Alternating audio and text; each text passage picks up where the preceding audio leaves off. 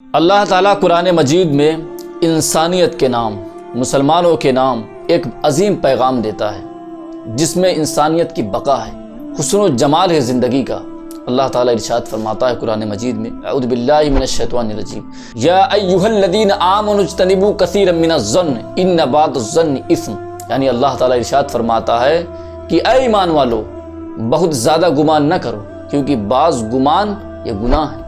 یعنی گمان کا مطلب یہ ہوتا ہے کہ آپ دوسرے کے بارے میں کیسا سوچتے ہیں، کیسا خیال رکھتے ہیں، اپنے بھائیوں کے بارے میں، اپنے آس پاس والوں کے بارے میں، اپنے سامنے والے، اپنے دوست و اقارب جن کے پاس آپ بیٹھتے ہیں، جن کی مجلسوں میں آپ اٹھتے بیٹھتے ہیں، جن کے ساتھ آپ زندگی گزارتے ہیں، آپ ان کے ساتھ کیسا گمان رکھتے ہیں، کیسی سوچ رکھتے ہیں۔ ایک تو یہ پیغام ہے، اور ایک آپ دیکھیں کہ اسلام کا کیسا حسن و جمال ہے۔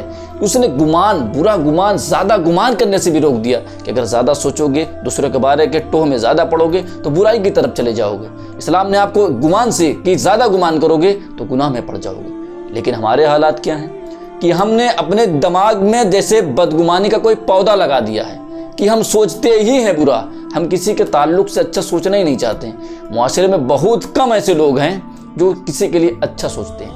اگر کوئی انسان کوئی نئی گاڑی لے لے یا کچھ دن میں مکان بنوا لے تو گمان کرتے ہیں کہ ضرور کہیں سے 2 نمبر کا پیسہ آیا ہے یا کہیں غلط جگہ سے پیسہ اخذ ہوا ہے تب اس نے بنوا لیا۔ یہ نہیں سوچ سکتے کہ ہو سکتا ہے کہ اس کی تجارت میں برکت ہو گئی ہو یا اس کا تجارت بڑھ گیا ہو۔ مطلب ہمیشہ نگیٹو سوچنے کی عادت ہو چکی ہے۔ اگر 2 دوست قریب ہو رہے ہیں تو سوچتے ہیں لگتا ہے ان کے درمیان کوئی ایسا معاملہ ہے جس سے اتنے زیادہ قریب ہو رہے ہیں۔ کوئی بندہ کسی کے گھر اگر آ رہا ہے جا رہا ہے تو سوچتے ہیں لگتا ہے ان کے معاملات صحیح نہیں۔ اگر کوئی آدمی پڑھ بھی رہا ہے تب بھی لوگ سوچتے ہیں کہ نوکری کی لالچ میں پڑ رہا ہے۔ یعنی کہ اچھا نہیں سوچ سکتے ہیں، جب بھی سوچیں گے الٹا ہی سوچنے کی عادت ہو گئی ہے۔ اور قرآن، اسلام، اللہ و رسول اس سے بہت روکتے ہیں اور اس پر تاکید کرتے ہیں کہ آپ زیادہ سوچنے سے بچیں، کیونکہ جب زیادہ سوچیں گے تو بعض سوچ آپ کو برائی کی طرف لے کے چلی جائے گی، اور یہ سوچ جب زبان پر آتی ہے، الفاظ کی شکل اختیار کرتی ہے اور سامنے والے کے پاس یہ خبر پہنچ جاتی ہے تو پھر 2 آدمی کے درمیان بگاڑ کا ذریعہ ہو جاتا ہے، معاشرے میں فساد کا ذریعہ ہو جاتا ہے۔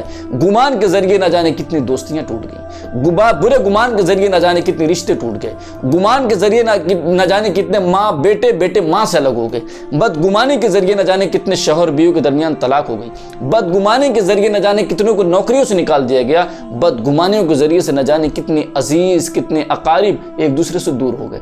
لیکن اگر اس بدگمانی کو ہٹا کر کے وہاں پر اچھی سوچ لائی جاتی یا حقیقت کے آئینے سے دیکھا جاتا تو وہ کچھ نہیں ہوتا ہے۔ لیکن بدگمانی سے ہوتا تو صرف ذہن سے ہے، ایک سوچ ہے، لیکن یہ سوچ انسان کی زندگی کو برباد کر دیتی ہے۔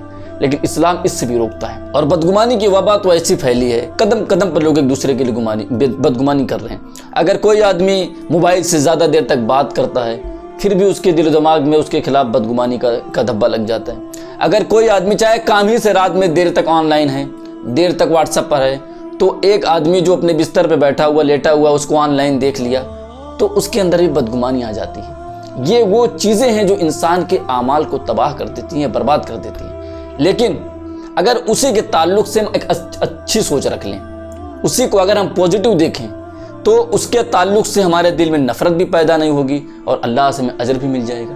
ایک بزرگ فرماتے ہیں کہ اگر میں کسی کے داڑھی پر دیکھوں، اس کے چہرے سے داڑھی سے شراب ٹپک رہی ہے اور میں اسے پیتا ہوا نہ دیکھ رہا ہوں، صرف اس کے دیکھوں کہ داڑھی سے شراب ٹپک رہی ہے، تو میں یہ گمان کروں گا کہ اس کے منہ پر کسی نے شراب پھینک دی، وہ پی کر نہیں آ رہا۔ اور کہتے ہیں کہ اگر کوئی پہاڑ پر کھڑا ہو کر کہے انا ربکم الاعلی، میں تمہارا سب سے بڑا رب ہوں، تو میں پہلے گمان یہ کروں گا کہ قرآن کی آیت پڑھ رہا ہے۔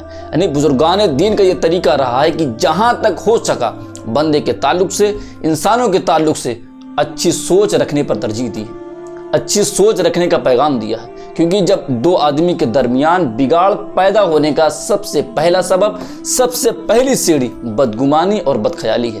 انسان پہلے بدگمان ہوتا ہے پھر اس کے تعلق سے بد اخلاق ہو جاتا ہے۔ اس لیے ہمیں چاہیے کہ ہم اسلامی پیغامات پر چلیں، اسلام کو فالو کریں، اور بدگمانی کی آگ سے نکل کر کے، بدگمانی کے راستے سے ہٹ کر ہم اپنوں کے لیے، اپنے دوست و اقارب کے لیے اچھی سوچ رکھیں۔ اچھی سوچ رکھیں گے تو اچھے رشتے بنیں گے، اچھے رشتے بنیں گے تو اچھا معاشرہ بنے گا، اور جب اچھا معاشرہ رہے گا تو اچھی زندگی رہے گی۔ اللہ تعالی ہم سب کو عمل کرنے کی توفیق عطا فرمائے۔